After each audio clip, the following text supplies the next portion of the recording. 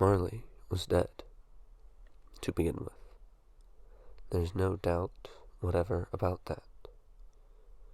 The register of his burial was signed by the clergyman, the clerk, the undertaker, and the chief mourner.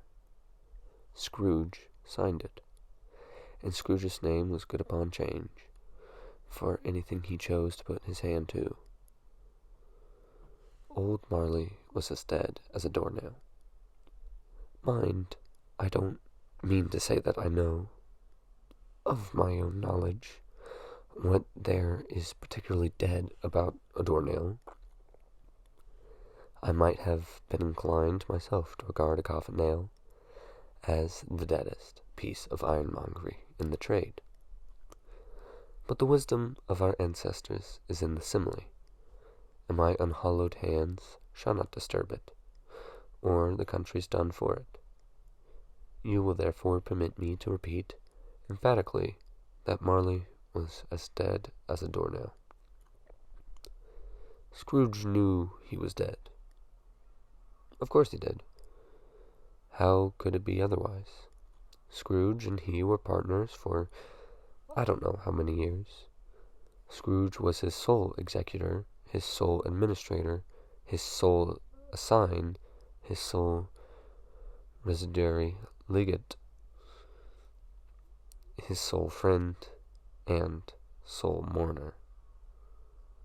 And even Scrooge was not so dreadfully cut up by the sad event, but that he was an excellent man of business on the very day of the funeral, and solemnized with an undoubted bargain.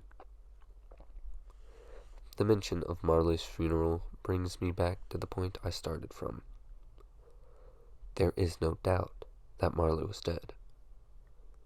This must be distinctly understood, or nothing wonderful can come of the story I'm going to relate.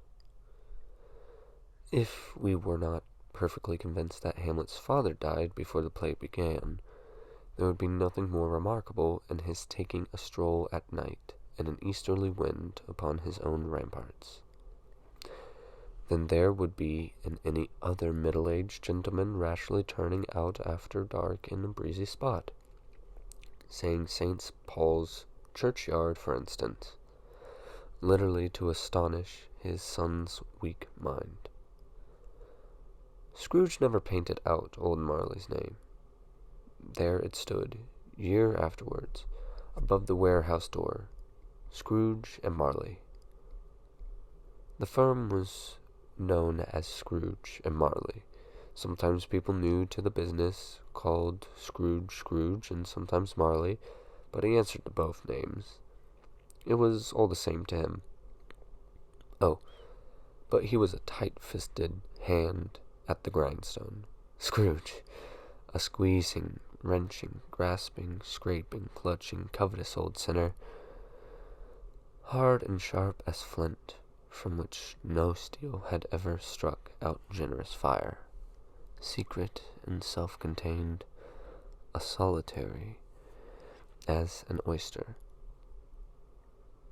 The cold within him froze his old features, nipped his pointed nose, shriveled his cheeks, stiffened his gait, made his eyes red, his thin lips blue, and spoke out shrewdly in his grating voice. A frosty rime was on his head, and on his eyebrow, and his reary chin. He carried his own low temperature always about him. He iced his office in the dog days and didn't thaw it 1 degree at Christmas. External heat and cold had little influence on Scrooge. No warmth could warm, nor wintry weather chill him. No wind that blew was bitterer than he. No falling snow was more intent upon its purpose. No pelting rain less open to entry.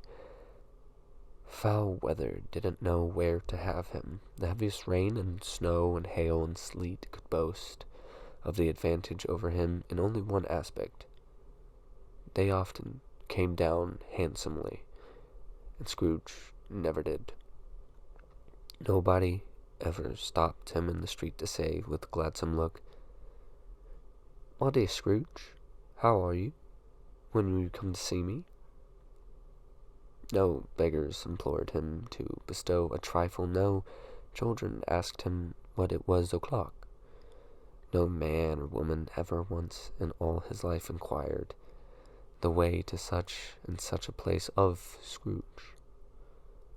Even the blind man's dog appeared to know him, and when they saw him coming, would tug their owner into doorways and up courts, and then wag their tails as though they said, "No eye at all is better than an evil eye, dark master."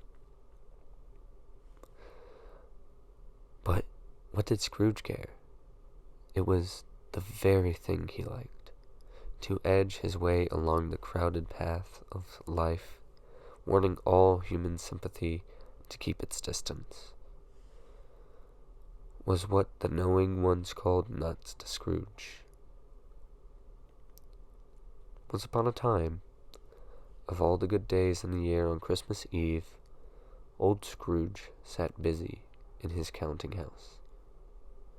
It was cold, bleak, biting weather, foggy withal, and he could hear the people in the court outside go wheezing up and down, beating their hands upon their breasts, and stamping their feet upon the pavement stones to warm them. The city clocks had only just gone 3, but it was quite dark already.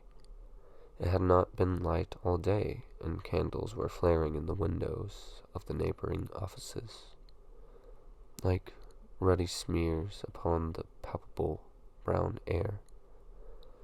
The fog came pouring in at every chink and keyhole, and was so dense without that although the court was of the narrowest, the houses opposite were mere phantoms.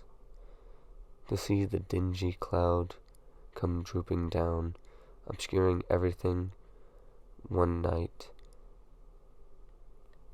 might have thought that nature lived hard by and was brewing on a large scale.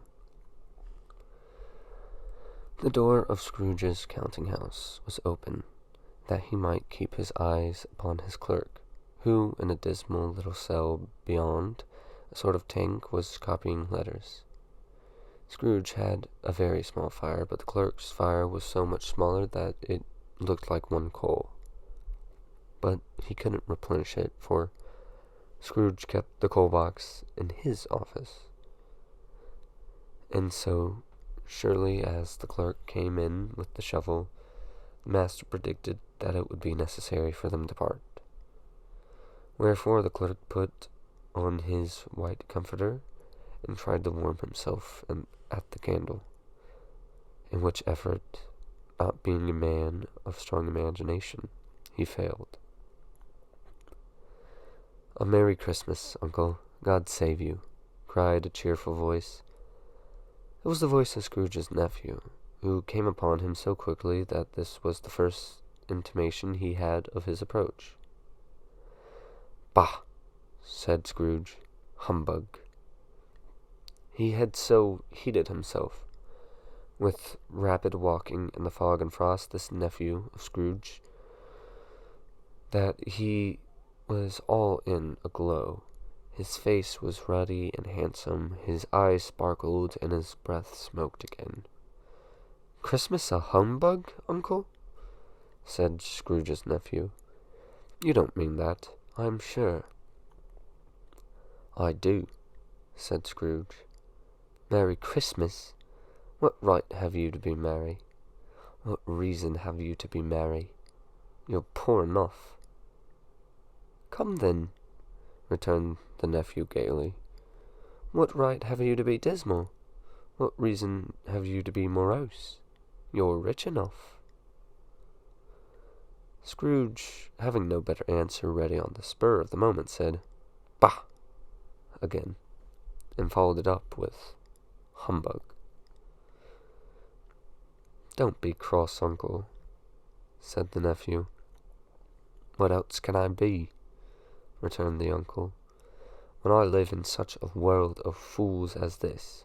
Merry Christmas! Out upon Merry Christmas! What's Christmas time to you but a time for paying bills without money? A time for finding yourself a year older and not an hour richer? A time for balancing your books and having every item in 'em through a round dozen of months presented dead against you? If I could work my will, said Scrooge indignantly, every idiot who goes about with Merry Christmas on his lips should be boiled with his own pudding and buried with a stake of holly through his heart. He should. Uncle, pleaded the nephew. Nephew, returned the uncle sternly, keep Christmas in your own way, and let me keep it in mine.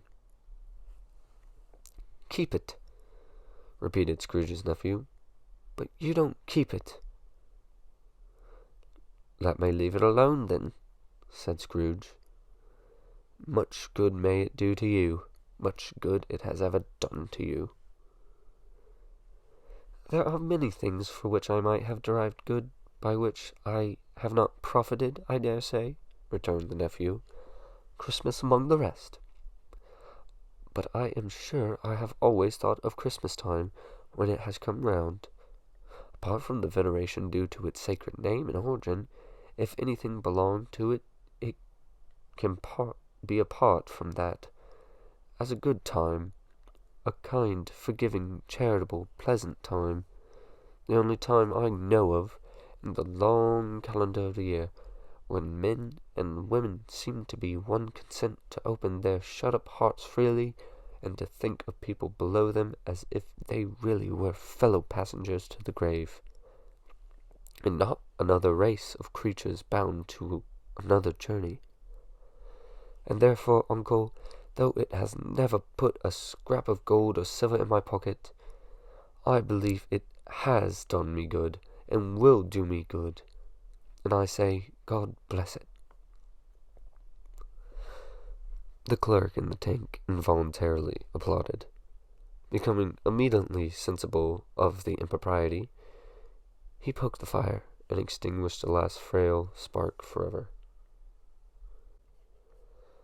Let me hear another sound from you, said Scrooge, and you'll keep your Christmas by losing your situation. You're quite a powerful speaker, sir, he added, turning to his nephew. I wonder you don't go into Parliament. Don't be angry, uncle. Come, dine with us tomorrow. Scrooge said that he would see him. Yes, indeed he did. He went the whole length of the expression, and said that he would see him in that extremity first. But why? Cried Scrooge's nephew. Why? Why did you get married? Said Scrooge. Because I fell in love. Because you fell in love, growled Scrooge, as if that were the only thing in the world more ridiculous than Merry Christmas. Good afternoon. Nay, uncle, but you never came to see me before that happened. Why give it as a reason for not coming now? Good afternoon, said Scrooge. I want nothing from you. I ask nothing of you. Why cannot we be friends? Good afternoon, said Scrooge. I'm sorry with all my heart to find you so resolved. We have never had any quarrel to which I have been a party, but I have made the trial in homage to Christmas, and I'll keep my Christmas humour to the last.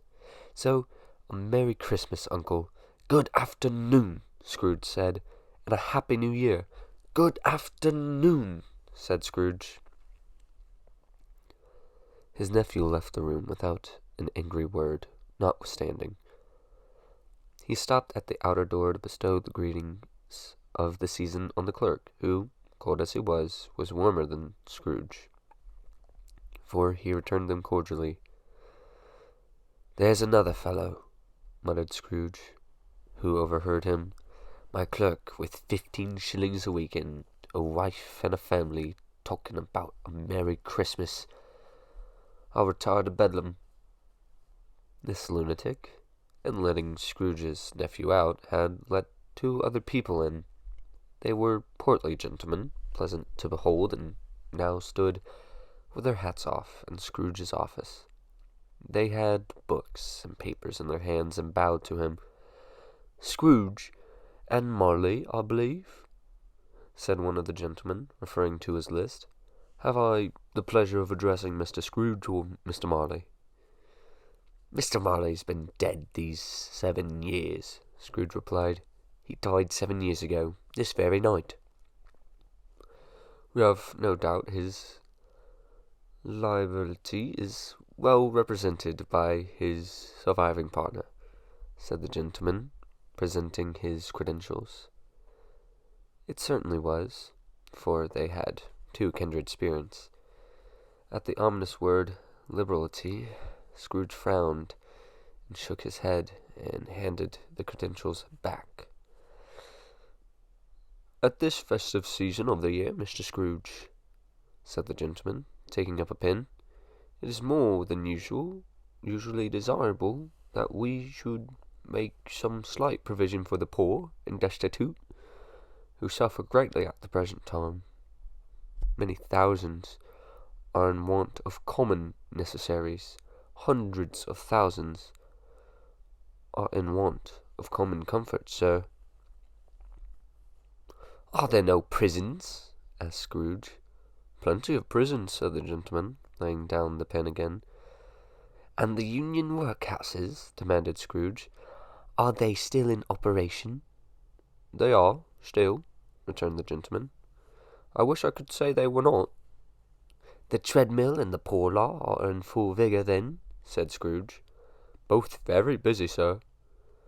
"Oh, I was afraid, from what you said at first, that something had occurred to stop them in their useful course," said Scrooge.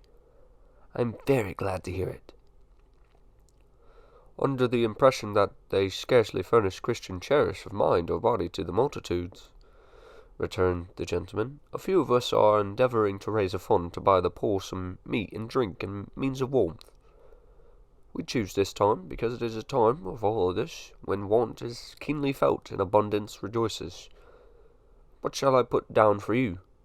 "Nothing," Scrooge replied. "You wish to be anonymous?"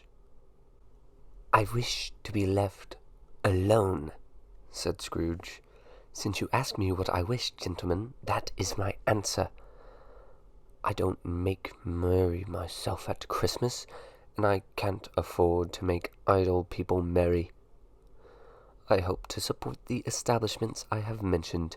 They cost enough, and those who are badly off must go there." "Many can't go there, and many would rather die." "If they would rather die," said Scrooge, "they had better do it, and decrease the surplus population. Besides, excuse me, I don't know that." "But you might know it," observed the gentleman. "It's not my business," Scrooge returned. "It's enough for a man to understand his own business, and not to interfere with others. Mine occupies me constantly. Good afternoon, gentlemen." Seeing clearly that it would be useless to pursue their point, the gentlemen withdrew. Scrooge resumed his labours, with an improved opinion of himself, and in a more facetious temper than was usual with him. Meanwhile the fog and darkness thickened so that people ran about with flaring links, proffering their services to go before horses and carriages and conduct them in their way. The ancient tower of a church, whose gruff old bell was always peeping slily down at Scrooge out of a Gothic window in the wall, became invisible, and struck the hour and quarter in the clouds, with tremulous vibrations afterwards. as if its teeth were chattering in its frozen heads. Up there, the cold became intense. In the main street at the corner of the court, some laborers were repairing the gas pipes and had lighted a great fire in a brazier, round which a party of ragged men and boys were gathered, warming their hands and winking their eyes before the blaze in rapture. The winter plug being left in solitude, its overflowing sullenly congealed, and turned to a misanthropic ice. The brightness of the shops were holy sprigs, and berries crackled in the lamp heat of the windows, made pale faces ruddy as they passed. Poulterers' and grocers' trades became a splendid joke, a glorious pageant with which it was next to impossible to believe that such dull principles as bargain and sale had anything to do. The Lord Mayor, in the stronghold of the mighty mansion house, gave orders to his 50 cooks and butlers to keep Christmas as a Lord Mayor's household should, and even the little tailor, whom he had fined 5 shillings on the previous Monday for being drunk and bloodthirsty in the street, stirred up tomorrow's pudding in his garret, while his lean wife and baby sallied out to buy the beef. Foggier yet, and colder, piercing, searching, biting cold, if the good Saint Dunstan had but nipped the evil spirit's nose with a touch of such weather as that, instead of using his familiar weapons, then indeed he would have roared to lusty purpose. The owner of one scant young nose gnawed and mumbled by the hungry cold, as bones are gnawed by dogs, stooped down at Scrooge's keyhole to regale him with a Christmas carol. But at the first sound of "God bless you, merry gentlemen, may nothing you dismay," Scrooge seized the ruler with such energy of action that the singer fled in terror, leaving the keyhole to the fog and even more congenial frost. At length, the hour of shutting up the counting-house arrived. With an ill will, Scrooge dismounted from his stool and tacitly admitted the fact to the expectant clerk in the tank, who instantly snuffed his candle out and put on his hat. "You'll want all day tomorrow, I suppose," said Scrooge. "If quite convenient, sir." "It's not convenient," said Scrooge, "and it's not fair. If I was to stop half a crown for it, you'd think yourself ill-used, I'll be bound." The clerk smiled faintly. "And yet," said Scrooge, "you don't think me ill-used when I pay a day's wages for no work." The clerk observed that it was only once a year. "A poor excuse for picking a man's pocket every 25th of December," said Scrooge, buttoning his great coat to the chin. "But I suppose you must have the whole day. Be here all the earlier next morning." The clerk promised that he would, and Scrooge walked out with a growl.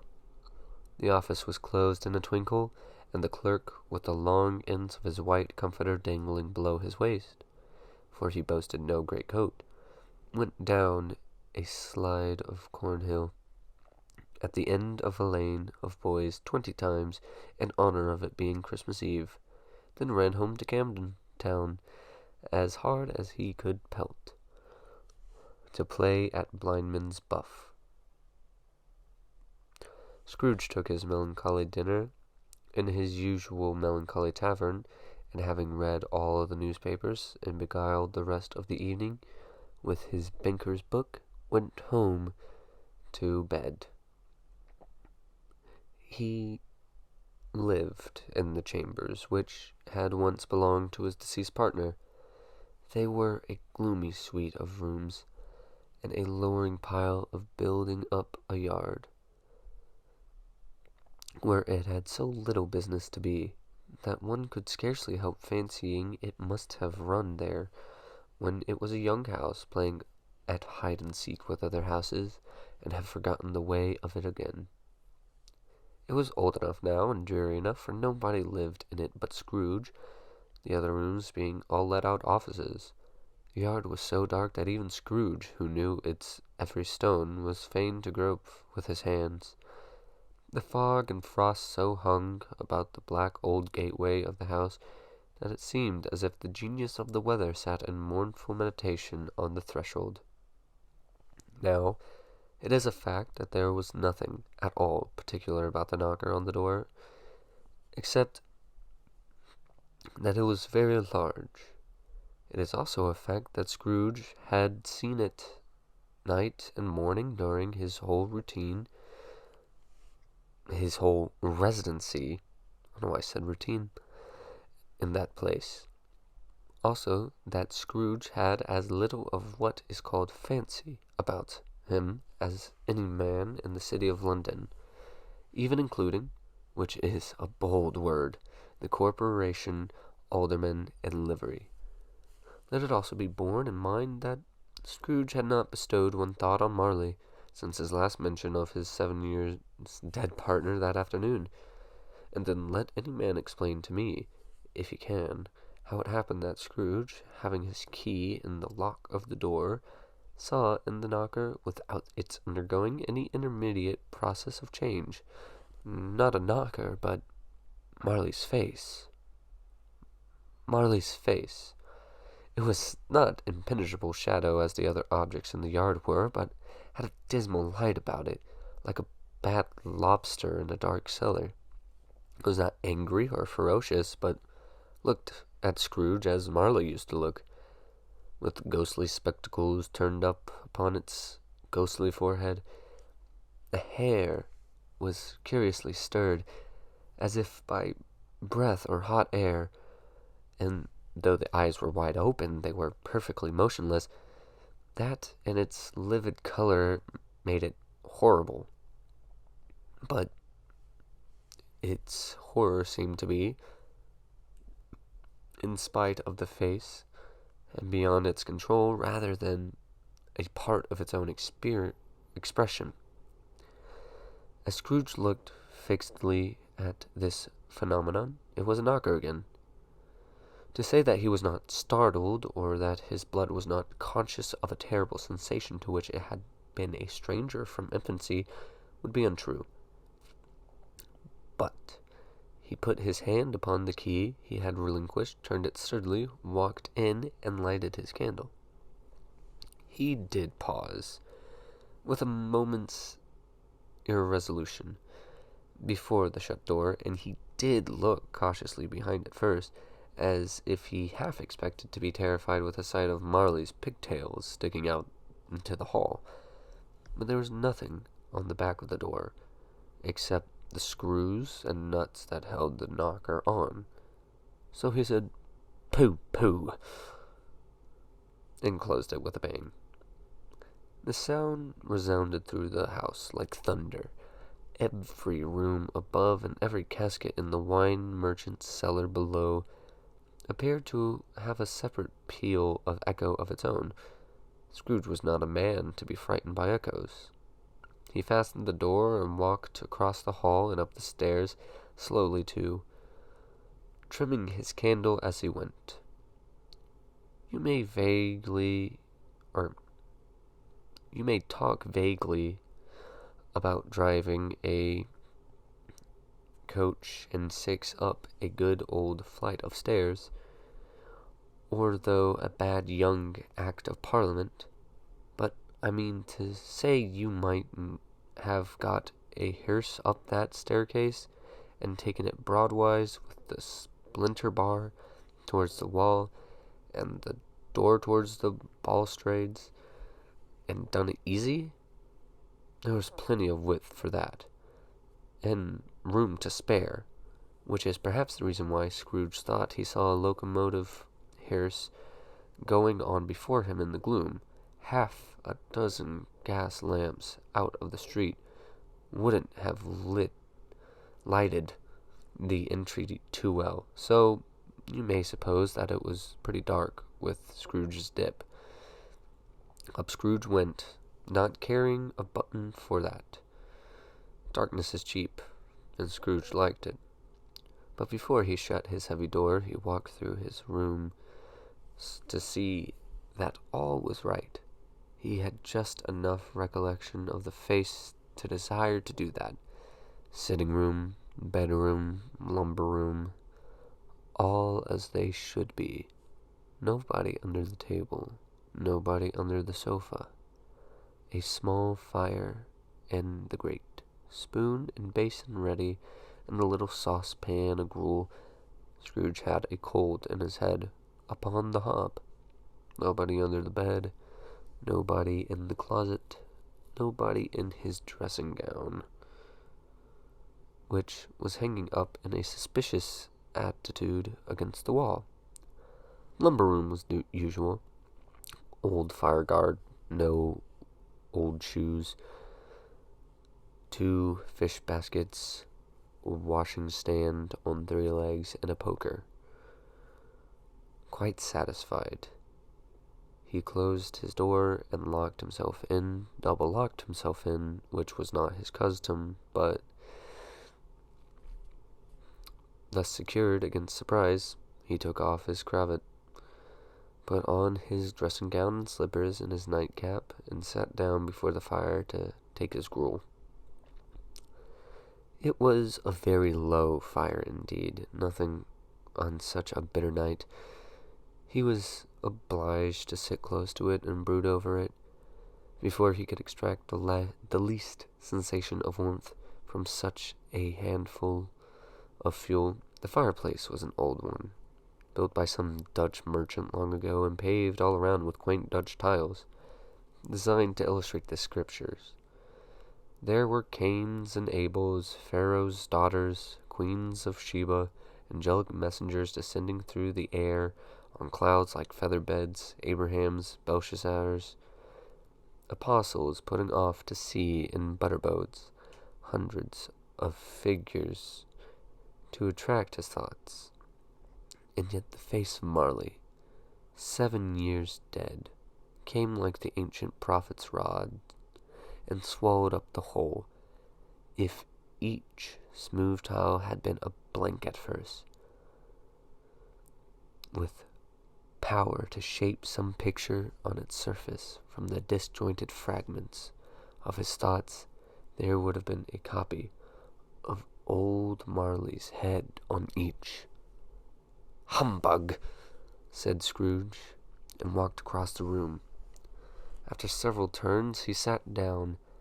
As he threw his head back in the chair, his glance happened to rest upon a bell, a disused bell, that hung in the room and communicated, for some purpose now forgotten, with the chamber in the highest story of the building. It was with great astonishment, and with a strange, inexplicable dread, that as he looked, he saw this bell begin to swing. It swung so softly in the outset that it scarcely made a sound, but soon it rang out loudly, and so did every bell in the house.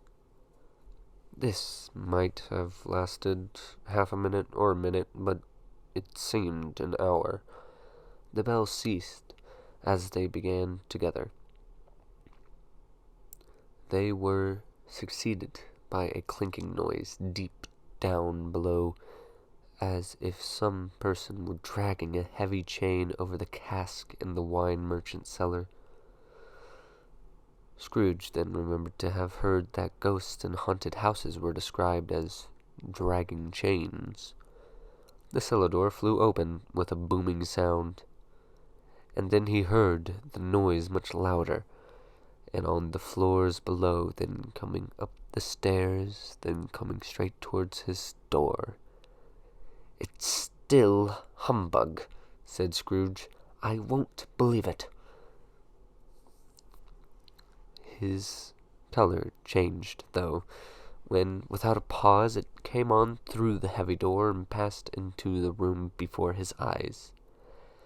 Upon its coming in, the dying flame leapt up as though it cried, "I know him! Marley's ghost!" and fell again. The same face, the very same. Marley in his pigtail usual coat, tights and boots, the tassels on the latter bristling like his pigtail, and his coat shirts, and the hair upon his head. The chain he drew was clasped about his middle. It was long and wound about him like a tail, and it was made, for Scrooge observed it closely, of cash boxes, keys, padlocks, ledgers, deeds, and heavy purses wrought in steel. His body was transparent, so that Scrooge, observing him, and looking through his waistcoat, could see the 2 buttons on his coat behind. Scrooge had often heard it said that Marley had no bowels, but he had never believed it until now. Nor did he believe it even now, though he looked the phantom through and through, and saw it standing before him, though he felt the chilling influences of its cold death's eyes, and marked the very texture of the folded kerchief bound about its head and chin, which wrapper he had not observed before. He was still incredulous, and fought against his senses. "How now?" said Scrooge, caustic and cold as ever. "What do you want with me?" "Much." Marley's voice, no doubt about it. "Who are you?" "Ask me who I was." "Who were you, then?" said Scrooge, raising his voice. "You're particular for a shade?" He was going to say to a shade, but substituted this as more appropriate. "In life I was your partner, Jacob Marley." Can you sit down?" asked Scrooge, looking doubtfully at him. "I can." "Do it, then." Scrooge asked the question because he didn't know whether a ghost so transparent might find himself in a condition to take a chair, and felt that in the event of it being impossible, it might involve the necessity of an embarrassing explanation. But the ghost sat down on the opposite side of the fireplace, as if he were quite used to it. "You don't believe in me," observed the ghost. "I don't," said Scrooge. "What evidence would you have of my reality, beyond that of your your senses?" "I don't," said Scrooge. "Why do you doubt your senses?" "Because," said Scrooge, "a little thing affects me. A slight disorder of the stomach makes them cheats. You may be an undigested bit of beef, a bloat of mustard, a crumb of cheese, a fragment of an underdone potato. There's more of gravy than of grave about you, whatever you are." Scrooge was not much in the habit of cracking jokes, nor did he feel in his heart by any means waggish then. The truth is that he tried to be smart, as a means of distracting his own attention and keeping down his terror, for the spectre's voice disturbed the very marrows in his bones. To sit staring at those fixed, glazed eyes in silence for a moment would play, Scrooge felt, the very deuce with him. There was something very awful, too, in the spectre's being provided with an infernal atmosphere of its own. Scrooge could not feel it himself, but this was clearly the case. For though the ghost sat perfectly motionless, its hair and skirts and tassels were still agitated as by the hot vapor from an oven. "You see this toothpick?" said Scrooge, returning quickly to the charge, for the reason just assigned, and wishing, though it were only for a second, to divert the vision's stony gaze from him. "I do," replied the ghost. "You are not looking at it," said Scrooge. "But I see it," said the ghost, notwithstanding. "Well," returned Scrooge, "I have but to swallow this, and be for the rest of my day persecuted by a legion of goblins, all of my own creation. Humbug, I tell you, humbug!"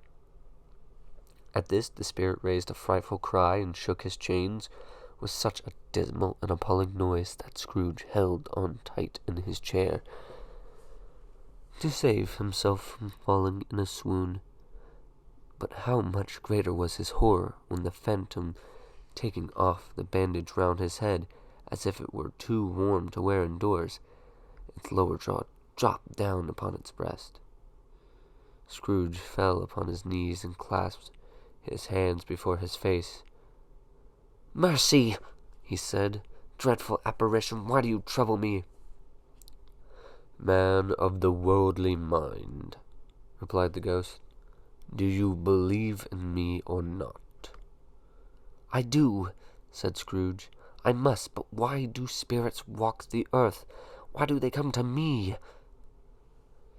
"It is required of every man," the ghost returned, "that the spirit within him should walk abroad among his fellow men, and travel far and wide, and if that spirit goes not forth in life, it is condemned to do so after death.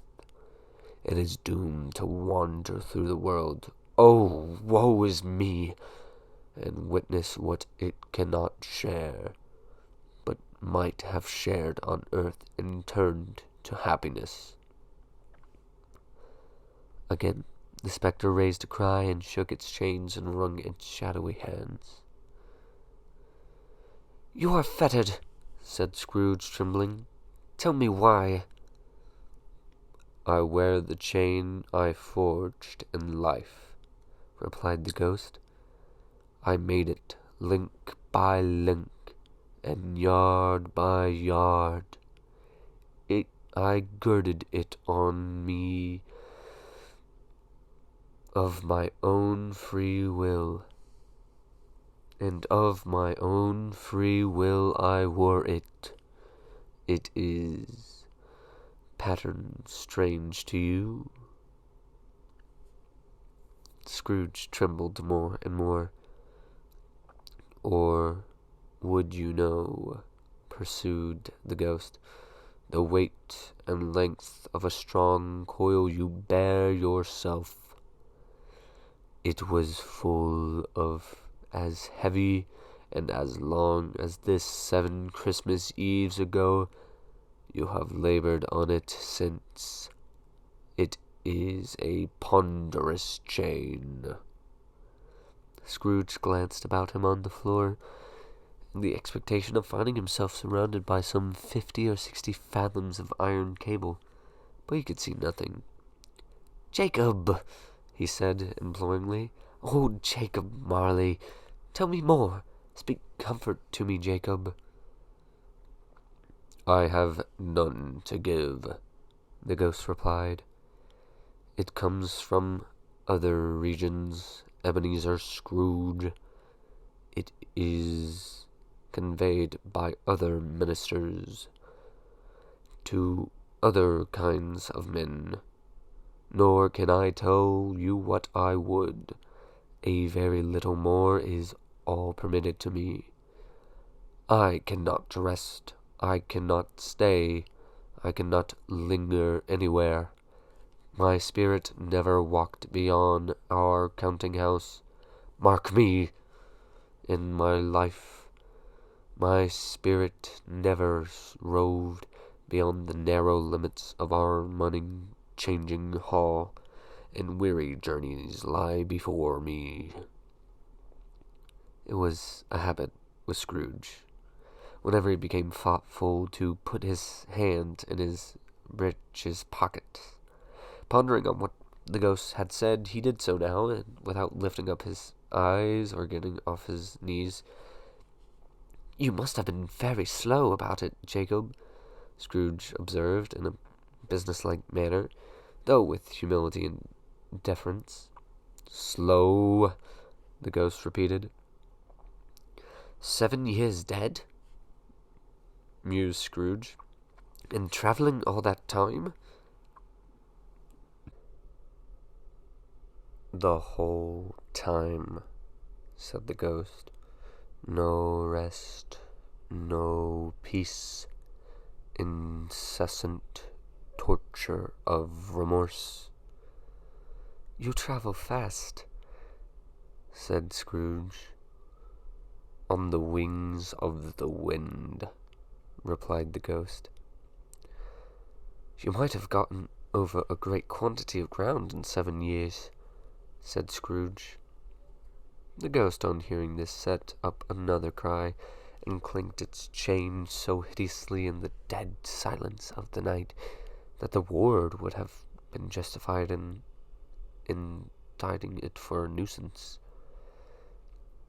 "Oh, captive bound and double ironed," cried the ghost, "not to know that ages of incessant labor by immortal creatures for this earth must pass into eternity before the good of which it is susceptible is all developed.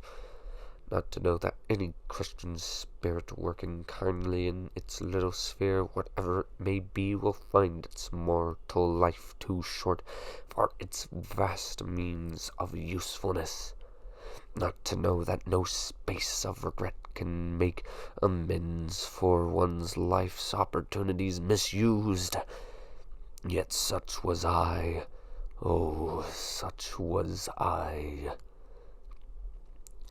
"But you were always a good man of business, Jacob," faltered Scrooge, who now began to apply this to himself. "Business!" cried the ghost, wringing its hands again. "Mankind was my business. The common welfare was my business. Charity, mercy, forbearance, and benevolence were all my business.